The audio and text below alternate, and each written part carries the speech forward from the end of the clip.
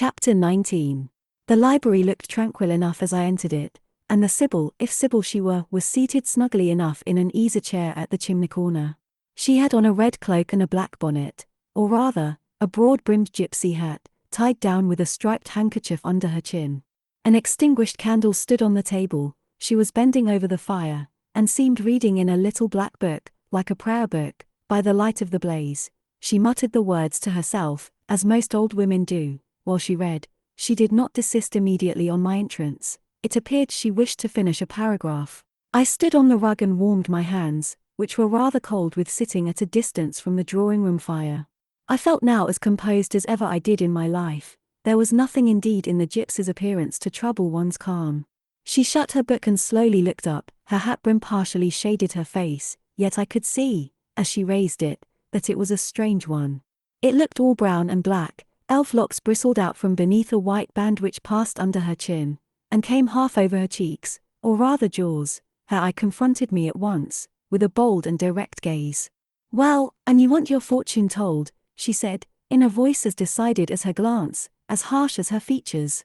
"I don't care about it, mother, you may please yourself, but I ought to warn you, I have no faith." "It's like your impudence to say so. I expected it of you. I heard it in your step as you crossed the threshold." "Did you? You've a quick ear." "I have, and a quick eye and a quick brain. You need them all in your trade." "I do, especially when I've customers like you to deal with. Why don't you tremble?" "I'm not cold." "Why don't you turn pale?" "I am not sick." "Why don't you consult my art?" "I'm not silly." The old crone neished a laugh under her bonnet and bandage. She then drew out a short black pipe, and lighting it began to smoke. Having indulged a while in this sedative, she raised her bent body, took the pipe from her lips, and while gazing steadily at the fire, said very deliberately, "You are cold, you are sick, and you are silly." "Prove it," I rejoined. "I will, in few words. You are cold, because you are alone, no contact strikes the fire from you that is in you. You are sick, because the best of feelings, the highest and the sweetest given to man, keeps far away from you. You are silly, because, suffer as you may, you will not beckon it to approach, nor will you stir one step to meet it where it waits you." She again put her short black pipe to her lips, and renewed her smoking with vigor. "You might say all that to almost anyone who you knew lived as a solitary dependent in a great house. I might say it to almost anyone, but would it be true of almost anyone? In my circumstances. Yes, just so, in your circumstances, but find me another precisely placed as you are. It would be easy to find you thousands. You could scarcely find me one. If you knew it, you are peculiarly situated, very near happiness, yes, within reach of it. The materials are all prepared, there only wants a movement to combine them. Chance laid them somewhat apart, let them be once approached and bliss results. I don't understand enigmas. I never could guess a riddle in my life. If you wish me to speak more plainly, show me your palm.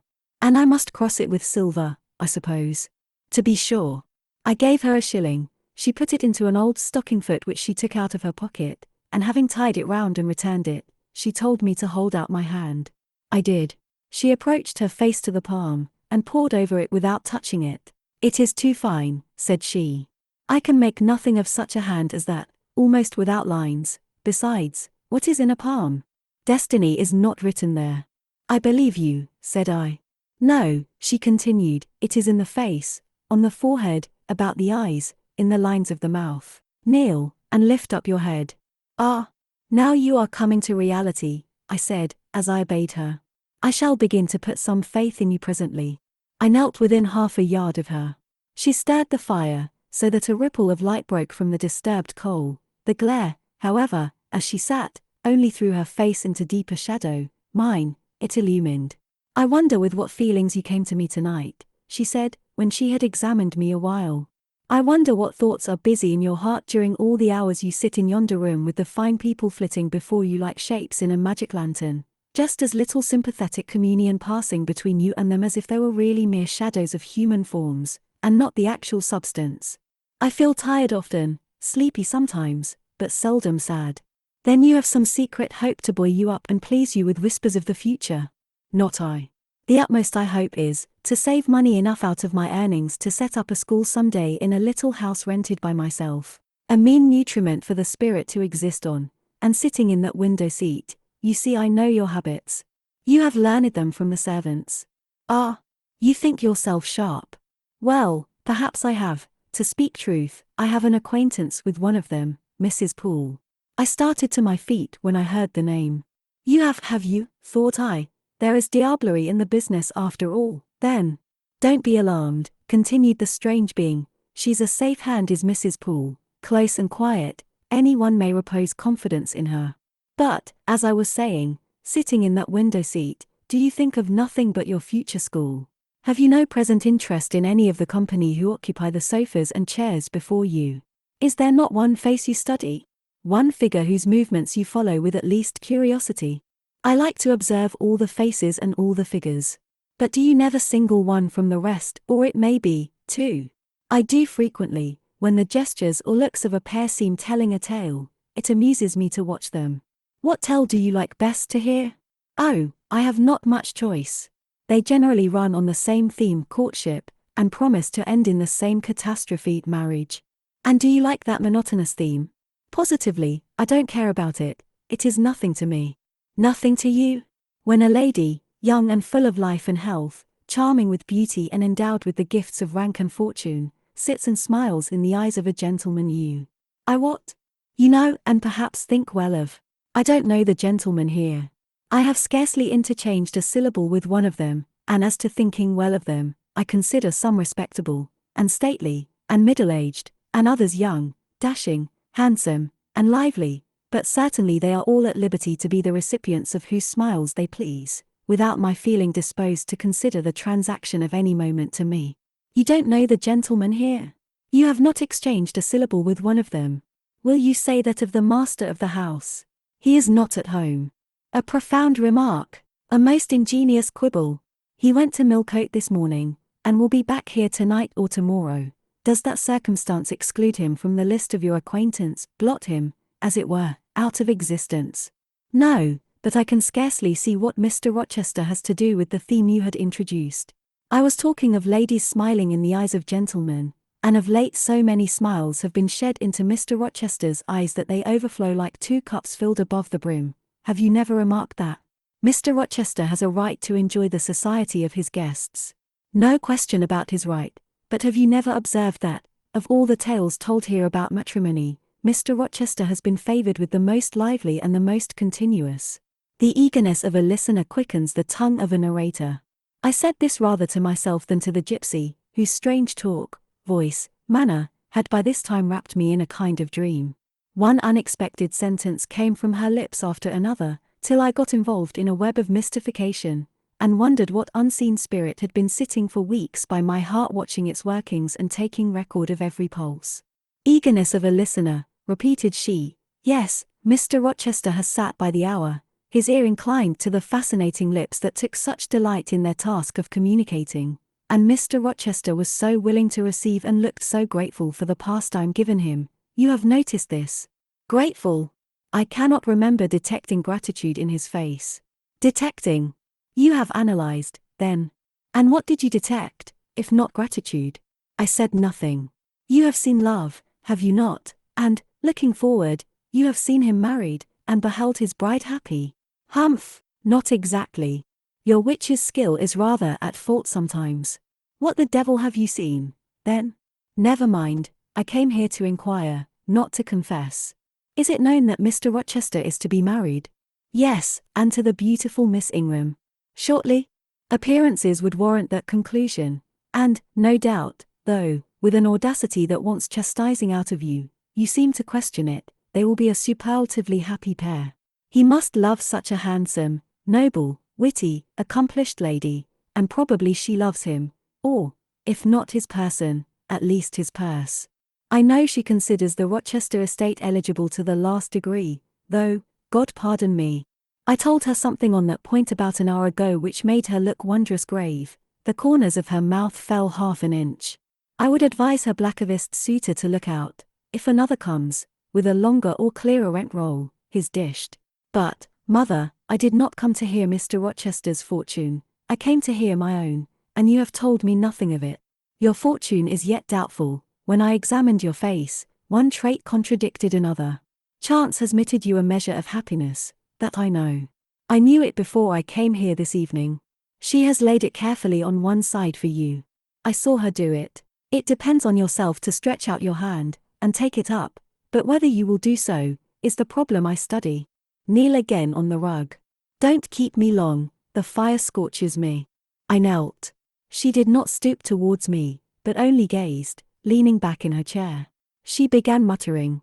The flame flickers in the eye shines like dew, it looks soft and full of feeling, it smiles at my jargon, it is susceptible, impression follows impression through its clear sphere, where it ceases to smile, it is sad, an unconscious lassitude weighs on the lid, that signifies melancholy resulting from loneliness.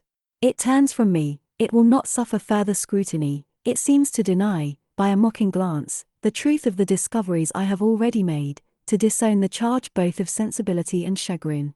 Its pride and reserve only confirm me in my opinion. The eye is favorable. As to the mouth, it delights at times in laughter, it is disposed to impart all that the brain conceives, though I dare say it would be silent on much the heart experiences. Mobile and flexible, it was never intended to be compressed in the eternal silence of solitude. It is a mouth which should speak much and smile often, and have human affection for its interlocutor. That feature too is propitious. I see no enemy to a fortunate issue but in the brow, and that brow professes to say, I can live alone, if self-respect and circumstances require me so to do. I need not sell my soul to buy bliss. I have an inward treasure born with me, which can keep me alive if all extraneous delights should be withheld, or offered only at a price I cannot afford to give. The forehead declares, reason sits firm and holds the reins, and she will not let the feelings burst away and hurry her to wild chasms. The passions may rage furiously, like true heathens, as they are, and the desires may imagine all sorts of vain things, but judgment shall still have the last word in every argument, and the casting vote in every decision. Strong wind, earthquake shock, and fire may pass by, but I shall follow the guiding of that still small voice which interprets the dictates of conscience. Well said, forehead, your declaration shall be respected. I have formed my plans, right plans I deem them, and in them I have attended to the claims of conscience, the counsels of reason. I know how soon youth would fade and bloom perish, if, in the cup of bliss offered, but one dreg of shame, or one flavor of remorse were detected, and I do not want sacrifice, sorrow, dissolution, such is not my taste. I wish to foster, not to blight, to earn gratitude, not to wring tears of blood, no, nor of brine. My harvest must be in smiles, in endearments, in sweet, that will do. I think I rave in a kind of exquisite delirium. I should wish now to protract this moment ad infinitum, but I dare not. So far I have governed myself thoroughly. I have acted as I inwardly swore I would act, but further might try me beyond my strength. Rise, Miss Eyre, leave me, the play is played out. Where was I? Did I wake or sleep? Had I been dreaming? Did I dream still? The old woman's voice had changed, her accent, her gesture, and all were familiar to me as my own face in a glass, as the speech of my own tongue. I got up, but did not go. I looked, I stirred the fire, and I looked again, but she drew her bonnet and her bandage closer about her face, and again beckoned me to depart. The flame illuminated her hand stretched out, roused now, and on the alert for discoveries. I at once noticed that hand. It was no more the withered limb of Eld than my own, it was a rounded supple member, with smooth fingers, symmetrically turned, a broad ring flashed on the little finger, and stooping forward, I looked at it, and saw a gem I had seen 100 times before. Again I looked at the face, which was no longer turned from me, on the contrary, the bonnet was doffed, the bandage displaced, the head advanced. Well, Jane, do you know me? Asked the familiar voice. Only take off the red cloak, sir, and then. But the string is in a knot, help me. Break it, sir. There, then off, ye lendings. And Mr. Rochester stepped out of his disguise. Now, sir, what a strange idea. But well carried out, eh? Don't you think so? With the ladies you must have managed well. But not with you? You did not act the character of a gypsy with me. What character did I act? My own? No, some unaccountable one. In short, I believe you have been trying to draw me out, or in, you have been talking nonsense to make me talk nonsense. It is scarcely fair, sir. Do you forgive me, Jane? I cannot tell till I have thought it all over. If, On reflection, I find I have fallen into no great absurdity. I shall try to forgive you, but it was not right. Oh, you have been very correct, very careful, very sensible. I reflected, and thought, on the whole, I had. It was a comfort, but, indeed, I had been on my guard almost from the beginning of the interview. Something of masquerade I suspected. I knew gypsies and fortune-tellers did not express themselves as this seeming old woman had expressed herself. Besides, I had noted her faint voice, her anxiety to conceal her features. But my mind had been running on Grace Poole, that living enigma, that mystery of mysteries, as I considered her. I had never thought of Mr. Rochester. "Well," said he, "what are you musing about? What does that grave smile signify?" "Wonder and self-congratulation, sir." "I have your permission to retire now, I suppose?" "No, stay a moment, and tell me what the people in the drawing-room yonder are doing." "Discussing the gypsy, I dare say." "Sit down, let me hear what they said about me." "I had better not stay long, sir, it must be near 11 o'clock. "Oh, are you aware, Mr. Rochester, that a stranger has arrived here since you left this morning?" "A stranger? No, who can it be?" "I expected no one. Is he gone?" "No, he said he had known you long, and that he could take the liberty of installing himself here till you returned." "The devil he did! Did he give his name?" "His name is Mason, sir, and he comes from the West Indies, from Spanish Town, in Jamaica, I think." Mr. Rochester was standing near me. He had taken my hand, as if to lead me to a chair. As I spoke, he gave my wrist a convulsive grip. The smile on his lips froze. Apparently a spasm caught his breath. "Mason, the West Indies," he said, in the tone one might fancy a speaking automaton to announce its single words. "Mason, the West Indies," he reiterated, and he went over the syllables 3 times, growing, in the intervals of speaking, whiter than ashes. He hardly seemed to know what he was doing. "Do you feel ill, sir?" I inquired. "Jane, I've got a blow, Jane." He staggered. "Oh, lean on me, sir." "Jane, you offered me your shoulder once before, let me have it now." "Yes, sir, yes, and my arm." He sat down, and made me sit beside him. Holding my hand in both his own, he chafed it, gazing on me, at the same time, with the most troubled and dreary look. "My little friend," said he, "I wish I were in a quiet island with only you, and trouble, and danger, and hideous recollections removed from me. Can I help you, sir? I'd give my life to serve you.